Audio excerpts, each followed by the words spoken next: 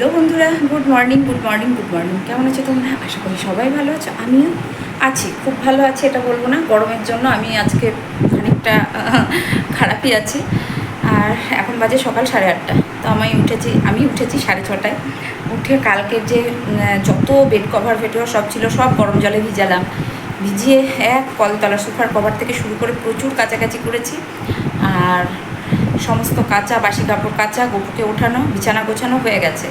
তো কাঁচা কাপড় বাসি কাপড়ে তো আর ঘরে ঢোকা যায় না, তো যার জন্য কাপড়টা কাচলাম। কেচে এবার এই ঘরের উপরে একটু মাকড়সার জাল হয়েছে, তো সেগুলো একটু টেনে নেবো জাল কাঠি দিয়ে। কারণ আমার ছেলের জন্ম মাস জ্যৈষ্ঠ মাসে, তো জ্যৈষ্ঠ মাসে জন্ম মাস, যার জন্য আমি আর জ্যৈষ্ঠ মাসে ঝাড়াঝুড়ো কিছু করবো না। তো এখন কলতলাতে এক কলতলা কেচে কুচে গা হাত পা ধুয়ে উঠলাম। আর বাসন ছিল ধুলাম, প্রচুর কাজ করলাম সকাল থেকে। আর হাত পা পুরো কাঁপছে, আর পারছি না। গরমের জন্য নাকি কি জানি আজকে হাত পায়ে ব্যালেন্স পাচ্ছি না। না, গরমের জন্য না, আমার নার্ভের ওষুধটা শেষ হয়ে গেছে, তার জন্য। একটা দুটো করে খাই, একটা শেষ হয়ে গেছে, আর একটা দেখি ফোন করি কান্তিকে আনার জন্য। ওই জন্য হাত পা কাঁপছে, বুঝতে পারছি না। আমি ভাবছিলাম কী ব্যাপার হলো, হাত পা কাঁপছে কেন, হাত পা কাঁপছে কেন বুঝতে পারলাম না। এখন তোমাদের সাথে কথা বলতে গিয়ে বুঝতে পারলাম যে হ্যাঁ, আমি নার্ভের ওষুধটা সেটজিন যেটা খাই সেটা আমি 2 দিন ধরে খাইনি, তো যার জন্য। আর এখন ঘরগুলো ভালো করে ঝাড়বো, ঝেড়ে টেড়ে ঝাঁট দেবো, কারণ আমি কাঁচা কাপড় না হলে ঘরে ঢুকতে পারি না। বাসি কাপড়ে তো আমার ঠাকুর টুকুর সব একই ঘরে, যেহেতু আমার ঠাকুর ঘর এক্সট্রা আলাদা নেই, তো যার জন্য আমাকে কাপড় কেচে তারপরে ঝুল ঝাড়া বলে যাই বলো সেগুলো করতে হয়। ঝুল বিশেষ নেই, অল্প অল্প একটু একটু আছে, সেগুলো একটু জাল কাঠি দিয়ে টেনে নেবো। হ্যাঁ, সব শোনা হয়েছে তোমাদের, যত কাহিনী ইতিহাস যা বলো সব শুনেছি আমি। সকাল থেকে তো তোমাদের কাহিনী আমি শুনছি বাবা। তোমরা ছাড়া আমার কে আছো বলো? আর আছে আমার মা, আমার বাবু, কান্তিবাবু, সকলেই আছে, কিন্তু এই মুহূর্তে তোমরাই আমার সাথে আছো। তো এই যে অল্প একটু একটু ঝুল হয়েছে সেগুলো একটুখানি টেনে নেব। আর আমার বাড়ি রং করা 8 বছর হয়ে গেল, তো তখন মনে হচ্ছিল যে রংটা কেমন করেছে কেমন করেছে, তো এখন দেখছি না, রংটা বেশ লং লাস্টিংয়ে আছে।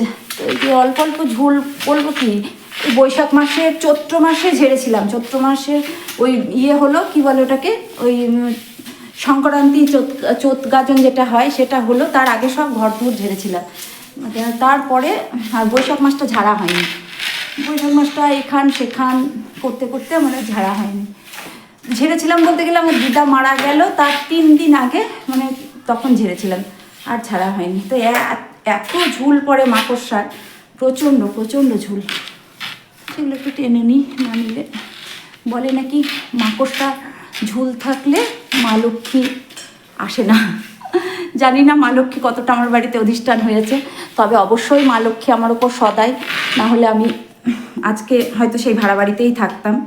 অবশ্যই মা লক্ষ্মী আমার উপর সদাই হয়েছে। চেষ্টা করি মা লক্ষ্মীরকে সন্তুষ্ট রাখার।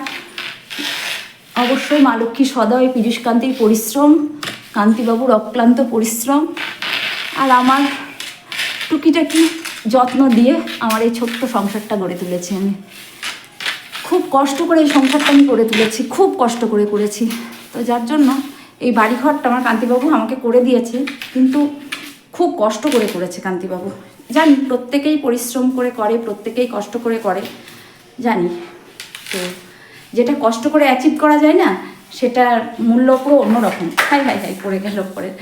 তো সেটার মূল্য পুরো অন্যরকম। আর যেটা স্বচ্ছন্দে পাওয়া যায় সেটার কোনো ভ্যালু থাকে না, ভ্যালুলেস হয়ে যায়।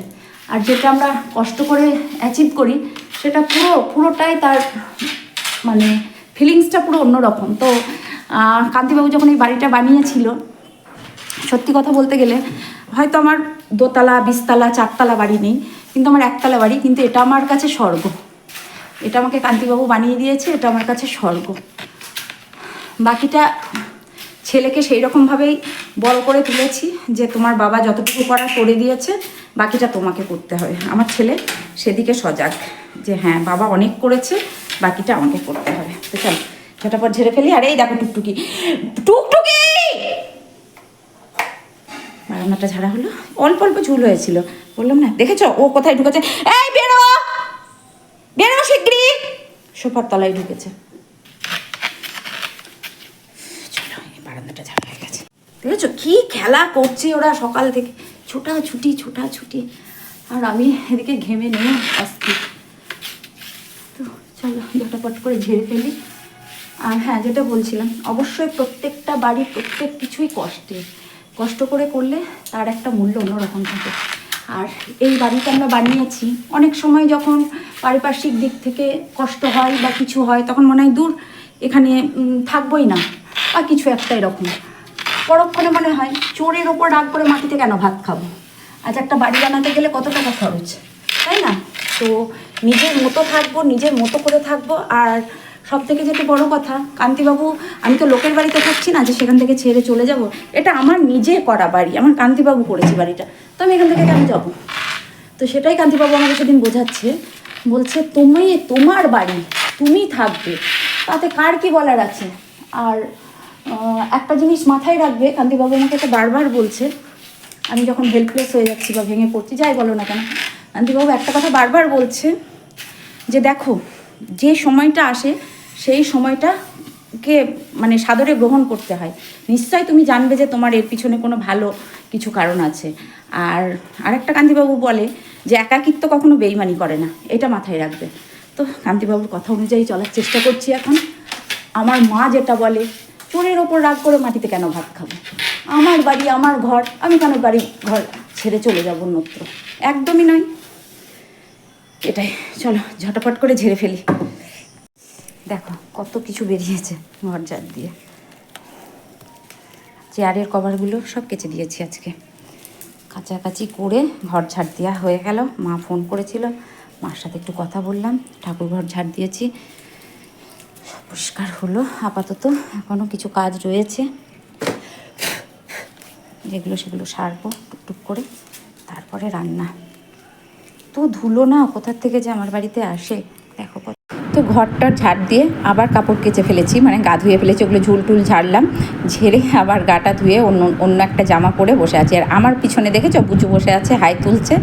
ও মাকে কি দরকার জানি না, ওর খাওয়া হয়ে গেছে, ওরা দুজনে খেলা করছে, মানে ও আর টুকটুকি দুজনে খেলছে।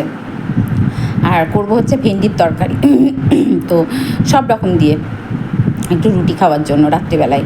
তো ভেন্ডি আলু না, হ্যাঁ ভেন্ডি পটল, আলু দিইনি, ভেন্ডিটা দিয়ে আগে ভেজে নিলাম। একটু ভেন্ডিটা যদি তেলে ভেজে নিই না, তাহলে ওই যে মানে ল্যাললানি ভাবটা থাকে না, ল্যাললালি যে একটা ভাব থাকে না, সেটা থাকে না, একদম ভেন্ডিটা গোটা গোটা থাকে, এটা মা বলেছে, তাই আমি মায়ের মতো করার চেষ্টা করি। ভেন্ডিটাকে ভেজে নিলাম, এবার পটলটা দিয়ে দেবো। আর সবজিগুলো আমি বাজার থেকে আসার পর প্রত্যেকটা সবজি আমি ধুয়ে রাখি, মানে ধুয়ে কাটার চেষ্টা করি।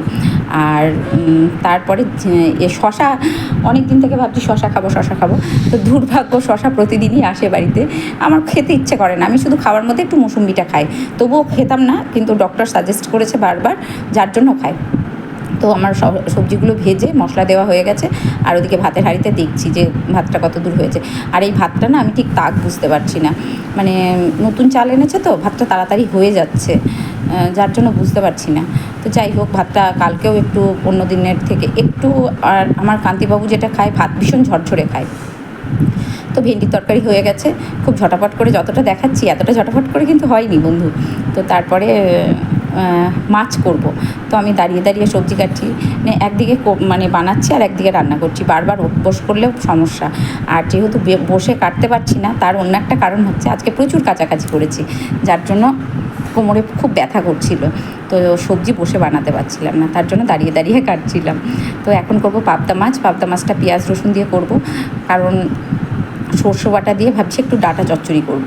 তো অতগুলো শস্য হয়ে গেলে না খেতে মানে একটু অ্যাসিডিটির প্রবলেম হয়, যেহেতু সাদা শস্য খেলে কোনো রকম প্রবলেম হয় না, তো মা আমাকে সাদা শস্য কিনে দিয়েছে। আর এদিকে মাছগুলো ভাজতে দিয়েছি, কারণ পাবদা মাছ ভাজলে না প্রচণ্ড ফাটে, গায়ের মধ্যে ছিটকায়, তো তার জন্যই আমি একটু ভয় পাচ্ছিলাম, ওই জন্য সরে যাচ্ছিলাম।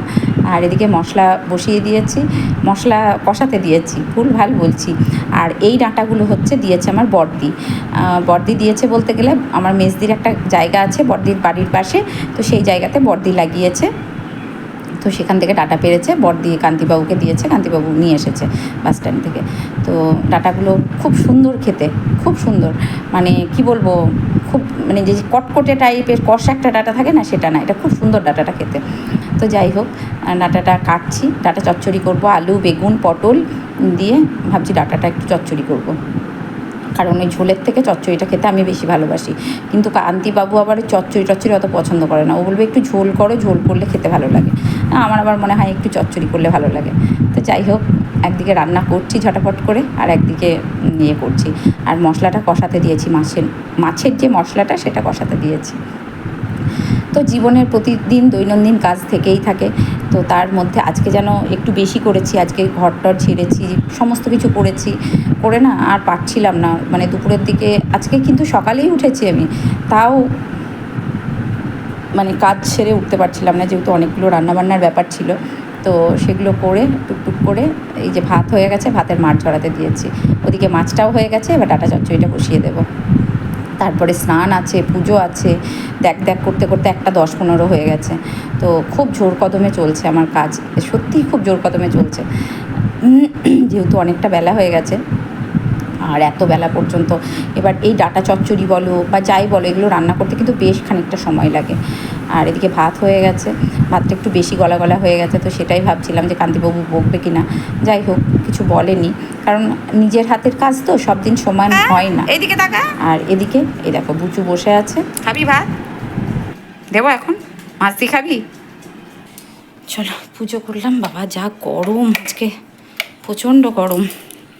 আমার গপু খালি গায়ে আছে, আর এই যে খুব তাড়াতাড়ি করে পুজো করলাম, দেখাতে পারিনি তার জন্য। আর আমার গপু প্যান্ট জামা আজ আর কাচতে পারছি না, কালকে কাচবো, ওর অনেক প্যান্ট জামা আছে। আর আজকে খালি গা করে দিয়েছি, প্রচণ্ড গরম। আর ভোগে দিয়েছিলাম আজ হচ্ছে কলা আর বাতাসা। পুজো হলো এই মাত্র করেছি, দেখিয়ে দিই। এটা করেছি ডাঁটা চচ্চড়ি, যা হয়েছে হয়েছে, খুব তাড়াহুড়ো করে করেছি। এটা মটরের ডাল গরম করে নিয়েছি, অবশ্যই কালকের। এখানে করেছি ভেন্ডি, একটু সয়াবিন, সব কিছু দিয়ে এটা রুটি খাওয়ার তরকারি করেছি, মানে রাত্রের জন্য এটা, ঠিক আছে। তো এখন কান্তিবাবুকে একটু দিয়েছি, কারণ এই ডাঁটা দিয়ে তো রুটি খাওয়া যাবে না, এটা করেছি রুটি খাওয়ার জন্য, ফ্রিজে ঢোকাবো সব। আর এটা করেছি পাবদা মাছের ঝাল, মানে এই যে ঝাল মতো করেছি, একটু সর্ষে বেটেও দিয়েছি এইটা। আর হাঁড়িতে রয়েছে ভাত। তো এই হচ্ছে আজকের মেনু। চলো এবার খাবো, কাল থেকে ভাত খাওয়া নেই, কিন্তু কিছু মনে হয়নি। সকালে আমি একটু মুড়ি ভুজিয়া দিয়ে আর একটু চা খেয়েছি, তো এখন একটু খেয়ে নেব। আর আমার সন্তানাদি সব খেয়েছে, আমার বাবু ফোন করেছিল, মা আমি খেয়ে নিয়েছি, আমার ভালো করেছো। তা আর এই নতুন চালটা এনেছে, তো এই চালটা আমি ঠিক বুঝতে পারছি না, ভাতটা তাক বুঝতে পারছি না, বুঝে যাচ্ছে, একটু সময় লাগবে 2-1 দিন, তারপর ঠিক তাকটা বুঝে যাবে। খেয়ে নিই ঝটাপট করে, খিদে পেয়ে গেছে খুব জোর কত। আমি স্নান করে উঠে একটুখানি শুয়েছিলাম, মানে স্নান করে উঠেই আমি খেতে পারি, একটু রেস্ট করলাম, তারপরে হাতটা ধুয়ে আসি। কোথা থেকে ডাক দিচ্ছে কি জানি, বুঝতে পারছি না। এই বারবার ভাত খাবার বাড়বো, আর বারবার আমাকে হাত ধুতে হবে, ম্যানিয়া এসব। শুভ সন্ধ্যা। তো এখন বাজে সন্ধ্যা 8:10-15 মতো হবে, আমি এখনও দেখিনি। যাই হোক, তো চাটা খেয়েছি আমি একবার, আর আমার কী বলে পুজো এর বাইরে বসে আছে, এসির দরজার ঠান্ডার বাইরে বসে আছে। ও দুধ দিলাম, খুব একটা ভালো খেলো না আজকে, দুধটা খেয়েছে, সন্ধ্যাবেলা একটু দুধ ভাত দিয়েছিলাম, খেয়েছিল। ওর শরীরটা খুব একটা ভালো নেই আজকে, তো এই হচ্ছে ব্যাপার। আর আমি খাচ্ছি ছোলা মাখা। ও বাইরে বসে আছে, দেখেছ? এসি চলছে, এসির বাইরেও বসে আছে। ওর বাবাকে দেখে একটু মাও করলো, তো এই যে বাইরে বসে আছে। এই চাবিটা নিয়ে যাবে। আর এই দেখো এখন মাখিয়েছি ছোলা, এর মধ্যে হাত কাঁপছে, এর মধ্যে দিয়েছি হচ্ছে ভুজিয়া, ছোলা, শসা, পেঁয়াজ, একটু লেবুর রস, একটু লঙ্কা, একটু লবণ, পেঁয়াজ দিয়েছি। তো সব কিছু দিয়ে একটু চাট মতো বানিয়েছি, আর লেবুর রস দিয়েছি। তো কান্তিবাবু একটু খেয়েছে, ও আজকে চা খাইনি, বলছে গরমে ভালো লাগছে না। আমি একবার সন্ধ্যাবেলা চা করে খেয়ে নিয়েছি, চা করার ঝামেলা নেই আর, তো এটা খাবো এবার।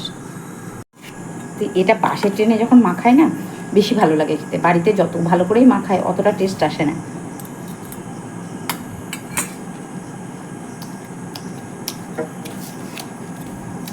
এসেছে, বাট ট্রেনে বসে যেটা পাওয়া যায় ওখানে মানে লঙ্কা গুঁড়ো দেয়, ওই জন্য তো টেস্ট হয়। কি জানি কেন, যাই হোক। তো ভাবছি পাকা তেঁতুল আছে, একদিন আলু কাবলি বানাবো। আমি আলু কাবলি খেতে খুব ভালোবাসি, আমার নিজের জন্যই বানাবো ভাবছিলাম। পাকা তেঁতুল থাকলে বেশ ভালো লাগে খেতে।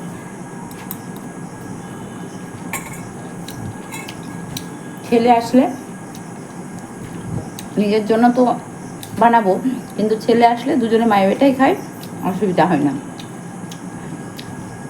কান্তিবাবু এটা খায়, কিন্তু আলু তো খায় না। আমার আবার আলু কাবলি খেতে খুব ভালো লাগে, ভীষণ ভালো লাগে।